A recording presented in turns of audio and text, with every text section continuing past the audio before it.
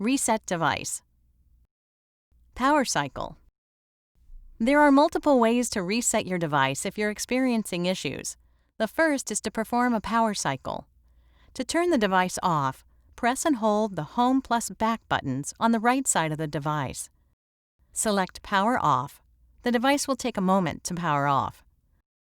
To turn the device back on, press and hold the Home+Back buttons.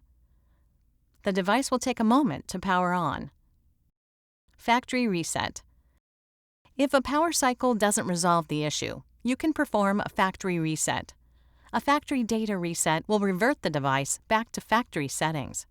It will permanently erase all personal data, preferences, settings, and content that is saved to the device.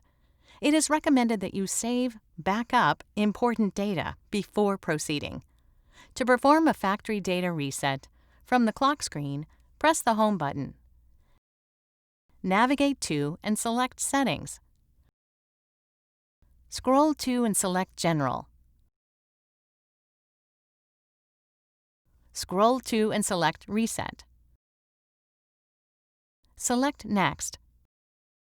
Scroll to and select Reset.